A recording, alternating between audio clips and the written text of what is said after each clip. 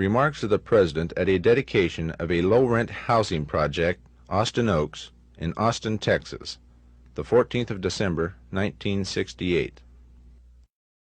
In 1938,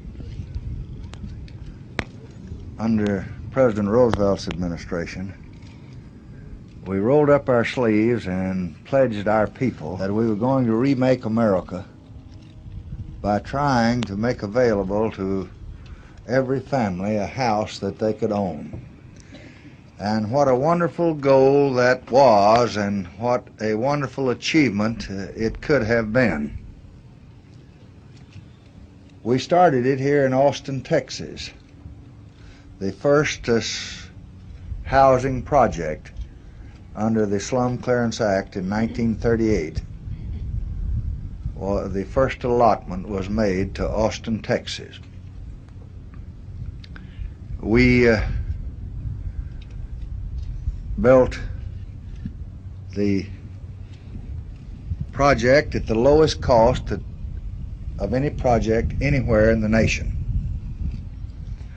The rentals for the inhabitants of those housing projects were the lowest rentals anywhere in the nation. And we just thought we had really done something big. But I can't think of any action that I've ever taken in public life, and I've taken a good many that generated opposition, that generated more than that first project. The city council voted to create the housing authority, and I got on the train and started back to Washington very contented. I got to Texarkana, the train stopped, and they called me off, and it was the mayor, and he said, "You better get back to Austin. Mr. Gillis has changed his mind, and this vote of 3-2 has changed 3-2 the other way, and we don't have a housing project anymore." So I came back down, and I went to a radio station, KNOW, and asked them if they would let me talk to the people of Austin, and they graciously gave me the time. And I talked about O. Henry describing this beautiful city under the violet crown here in Austin. And then I pictured the housing conditions 2 or 3 blocks from Congress Avenue and 2 or 3 blocks from the Driscoll Hotel, where a family of 8 or 10 were living in one room, 20 by 25 or 30, and there were 110 people drinking out of one hydrant in the central place, and all of them using a outdoor toilet in the center of the capital of the city under the violet crown. And I asked anyone that objected to this housing project that didn't understand it to come to the courthouse, and we would explain it the next night. And the next night I went up there, and I had to get the sheriff's office and the police department to get me up the rails. It was running over. We had an overflow crowd, and nearly everyone in town was opposed to it. And finally, men like Mr. Perry and Colonel Eilers and others came to my rescue, and with a strong mayor's leadership, we launched the first project. Since then, we've built 34 million homes in America. We have partially remedied the condition that existed, but you only have to pick up the morning paper and look at any campus in the country, or look at any city in the land, or look at any tenant farmer or any poor man's rural home to see that our housing is still totally inadequate.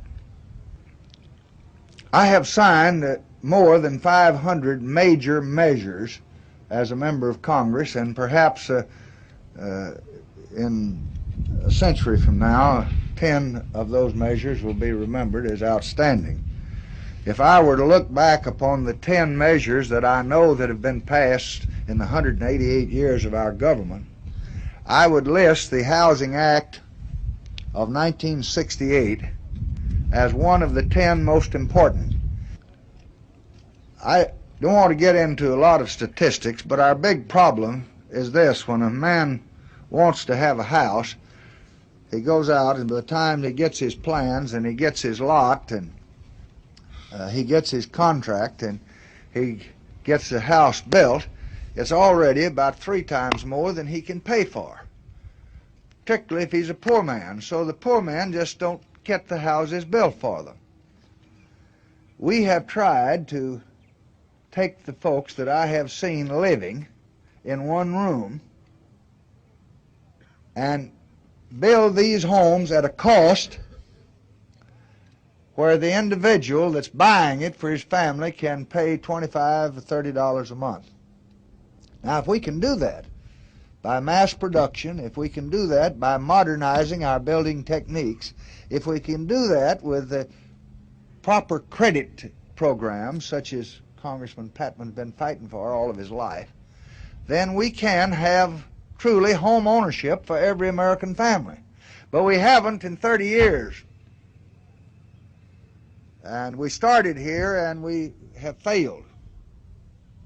And because we've failed, we have all the restlessness and the disorder in the cities, because people who cannot eat in a decent place and cannot sleep in a decent place and cannot grow up in a decent place are just not going to be decent citizens. They get out a lot of the time. And I think one of the number one problems in this country is being able to build a home that is in the means of an average family and the poorest families among us.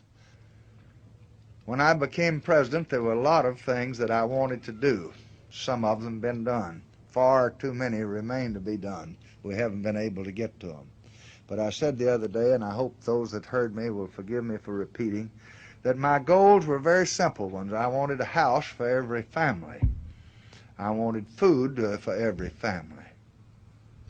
I wanted schools for every family. I wanted health for every family. And I wanted those families to be able to have all of those things in an environment that was conducive to producing good citizens. Now we have 20 million people above 65 enjoying Medicare.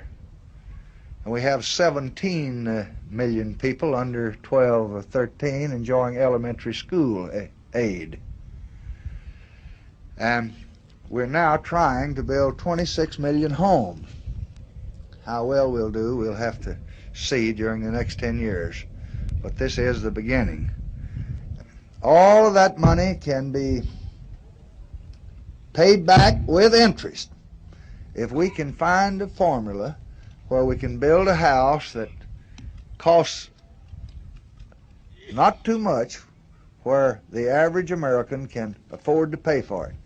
And I found out 34 years ago that the thing that every woman in this country wants more than anything else in a material way is a house that she has title to or hopes to get title to. I fought it off for 10 or 15 years, but the time came, I got moved out into our own home, and I've been thankful ever since. And it's just such a wonderful thing for us that I just wish that every family in America could have the same pleasures that are ours, and that's what we're working for. Thank you very much.